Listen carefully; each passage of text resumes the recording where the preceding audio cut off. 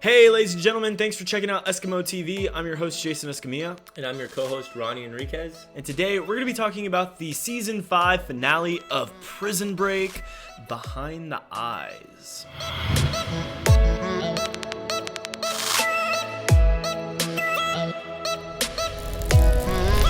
At the end of the previous episode, we were left in suspense with who made the gunshot fire, and if you saw our previous review, you saw that we definitely made lots of guesses as to who made the shot.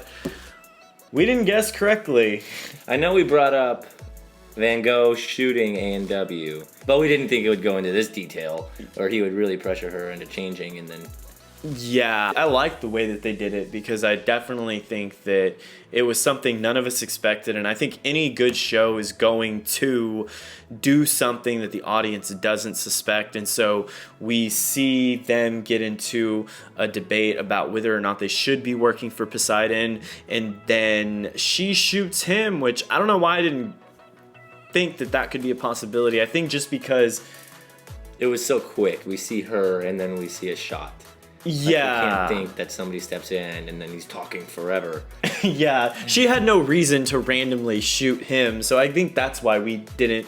There was no way we could have guessed that A&W would have shot Van Gogh because we didn't. There was no way for us to guess, like you said, that there was a conversation, and she has no reason to shoot him at this point. But then when she sees that he's turning her back on the plan and really struggling to do what their job is, she decides to eliminate the problem. Overall, we felt that the season had a conclusive ending. We learned the fate of all of the characters that we've seen throughout the season so far. Michael finally has a happy ending with his family. Lincoln has a lady friend. And we see Teabag and Jacob's final destination. What did you think about the ending? I like that they tied up all the loose ends. Everybody's story was told. Everything came to a conclusive ending, like you said. But I think it unraveled a little too quickly. Yeah, there were a couple things like that I think that weren't mentioned. LJ, Lincoln's son. Yeah, we didn't really hear much about Lincoln's son throughout the whole thing, and I definitely think that he was a big part of the original seasons, and if you're not going to be able to bring that cast member back, they definitely should have at least give him more of a mention. Michael doesn't even wonder about his brother's son.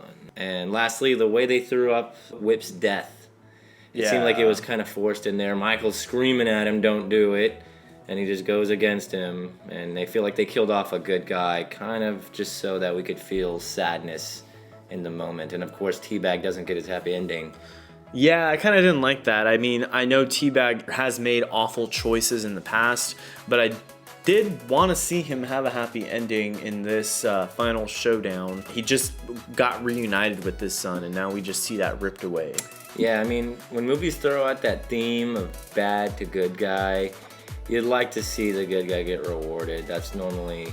Yeah, Teabag never got rewarded other than him getting out of jail at the beginning of the season and him getting a hand. And then we find out he's in prison all over again. Yeah, Fox River. How awesome is that? One of the problems that we had with this episode was the reaction that Michael's son has to the news that Jacob gives that his mother is dead.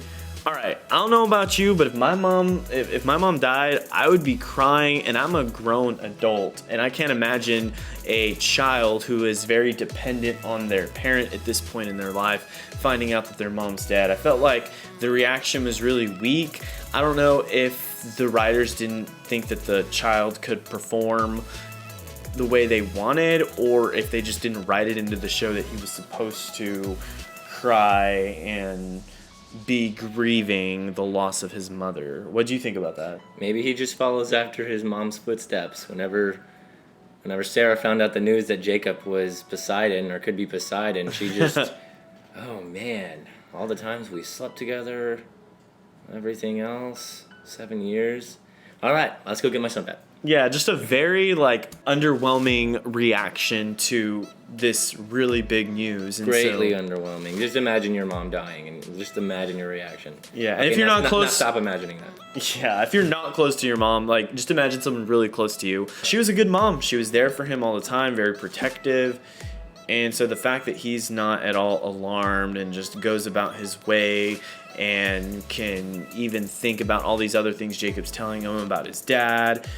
I just thought that was a little bit unrealistic. And and movies should try and keep it as realistic as possible, because there's sometimes where a small reaction like that can throw you off, or throws me off. Yeah, I really didn't feel like there was a good, genuine relationship development between Michael and his son, even after the Poseidon chapters closed and Michael's free.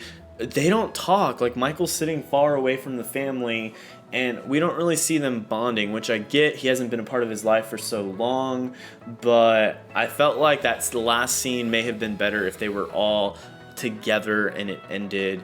With the previous season, like the ending of season 4, we see Michael die and have to wonder how is his family going to move on. And I felt like that was a good decision on the writers to do that, so that way they could make a season 4 DVD and release a episode where Sarah goes to prison, and that's how he dies apparently during that time frame. That's how we thought that he died. And that was a conclusive ending, but if you want him to have a happy ending, I think that the overall purpose of the season was good. They brought back Michael, and they did it in a way that was shocking, but at the same time believable. And the ending gives his family the happy ending that I think we all wanted. Yeah, I definitely feel like they left no stone unturned. They closed all holes that could have been in this season.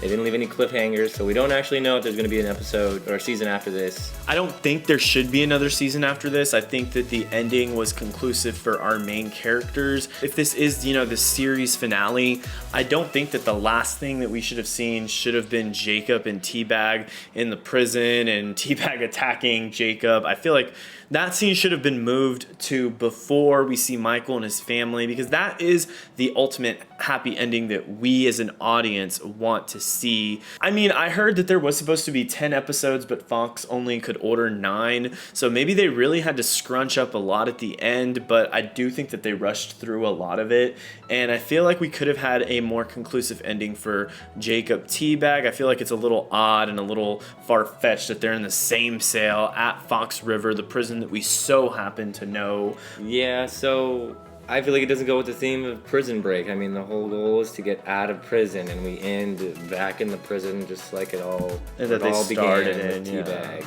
I would have been more happy if Teabag got a happy ending with Whip, Jacob, Poseidon for all of the awful harm he's caused Michael, and for all of us for the past 7 years thinking that this is what happened, and because of him, he's actually been alive this whole time. I think Poseidon should have actually died if he had got killed in the ending. Not Michael killing him, but some accidental him falling off, or someone that's not Michael killing him. I don't know why I feel uncomfortable Michael killing him.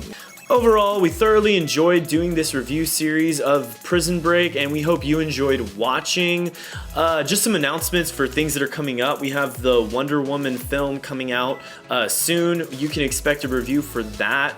We have the Spider-Man Homecoming movie coming up in a few weeks. Definitely going to be doing that. I'm definitely going to be looking out for other TV shows that we can review.